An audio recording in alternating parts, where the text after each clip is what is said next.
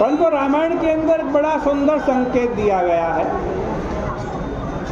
कि भाई पक्षी रहो, कोई आपत्ति नहीं। पर जब गोस्वामी जी कहते हैं कि कौवे ने कहा और हंस ने सुना, तो उसका बड़ा भारी अभिप्राय है भाई। इसका अभिप्राय है कि कोई ऐसी चेष्टा करनी चाहिए कि कौवे और हंस में विवाद न हो, संवाद हो। और उस संवाद का सूत्र क्या है? उस संवाद का सूत्र राम कथा है, जो कि अलग अलग पक्ष के व्यक्तियों को मिलाने के लिए यदि कोई माध्यम है, कोई माध्यम समाज में ढूंढना चाहें, अलग अलग विचारधाराओं के व्यक्तियों का आपस में सामंजस्य कैसे हो, एकत्व कैसे हो, अपनी अपनी मान्यताओं में स्थिर रहकर भी हम एक दूसरे से प्रेम कैसे करें, तो इसका सूत्र यही है। वस्तुतः यह जो रामचरितमानस है, राम कथा है, इसकी विशेषता यही है कि इसमें समस्त पक्षियों का संवाद है। भगवान श्री राघवेंद्र के चरित्र के माध्यम से गोस्वामी जी बड़ी सांकेतिक भाषा में इसका वर्णन करते हैं। भगवान श्री राघवेंद्र जब जनक जी की वाटिका में जाते हैं तो गोस्वामी जी कहते हैं कि पक्षियों ने भगवान श्री राम जी का स्वागत किया। अब वे सब पक्षी अलग अलग जाति के थे। कौन कौन थे? चातक, कोकिल, कीर चकोरा। चातक, कोकिल, कीर चकोरा। पूजत विहग नटत कलमोरा। पूजत विहग नटत कलमोरा। वो जो स्वागत करने वाले पक्षी हैं उसमें एक चातक है, एक कोकिल है, एक कीर है, एक चकोर है, मोर है। सबने प्रभु का स्वागत किया।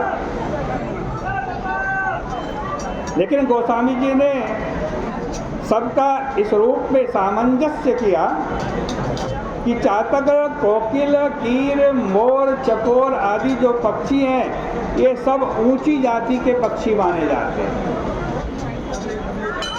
गोस्वामी जी से मानो किसी ने प्रश्न किया कि महाराज, भले ही श्री राम का स्वागत करने के लिए पक्षी आए हों, लेकिन ये जितने पक्षी आए हैं ये सब तो ऊंची जाति के हैं, सभी अच्छे पक्षी हैं।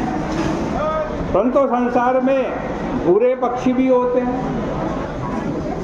और तब गोस्वामी जी ने अत्यंत निम्न माने जाने वाले सबसे निंदनीय पक्षी गीध और कौवा, इन दोनों को भी राम जी की कथा से जोड़ दिया।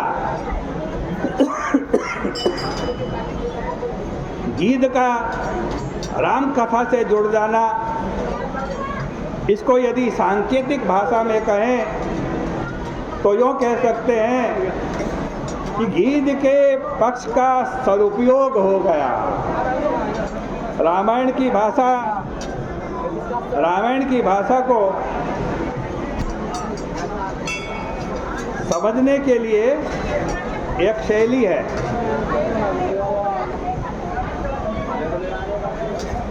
अत्यंत निंदनीय माने जाने वाले उस गीध पक्षी के पक्ष का सदुपयोग तब होता है, उस गीध पक्षी के पक्ष का सदुपयोग तब होता है जब रावण जनकनंदनी सीता जी का अपहरण करके ले जाता और वे जनकनंदनी सीता जी का पक्ष लेते हैं। इसका अभिप्राय यह हुआ कि भले ही गीध निंदनीय पक्षी है, पर जब उन्होंने सीता जी का पक्ष लिया तो किसका पक्ष लिया? भक्ति का पक्ष लिया। सीता जी को भक्ति स्वरूपा माना गया। तो बड़ी अनोखी बात हो गई। यद्यपि देखने में यह लगा गीध ने भक्ति का पक्ष लिया, गीध ने सीता जी का पक्ष लिया, लेकिन परिणाम क्या हुआ? परिणाम उल्टा हो गया। क्या हुआ? रावण ने उस गीध के जटायु के पंख काट दिए। भक्ति का पक्ष लेने के बाद पंख कट गए।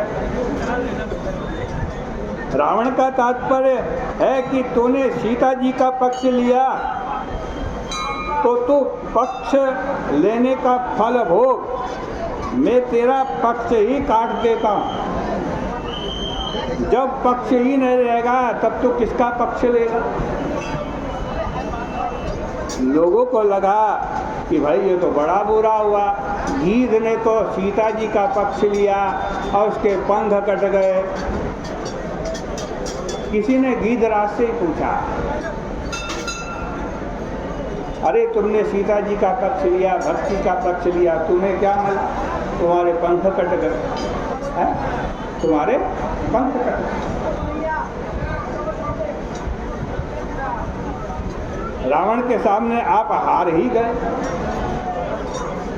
तब गीध ने कहा कि इससे बढ़कर पक्ष की कोई सार्थकता नहीं है, क्योंकि पक्ष जो है वो पक्षी को उड़ने में गति प्रदान करता है, सहायता प्रदान करता है। गीधराज ने कहा जब मेरे पास पक्ष थे तो एक बार मैंने चेष्टा की मैं उड़कर कहाँ चला जाऊं? सूर्य के पास तक चला जाऊं। कहाँ तक चला जाऊं? सूर्य के पास। चेष्टा की, लेकिन गीध कहता मुझे बीच में ही वापस लौटना पड़ा। मुझे वापस लौटना पड़ा, मैं लक्ष्य तक नहीं पहुंच पाया।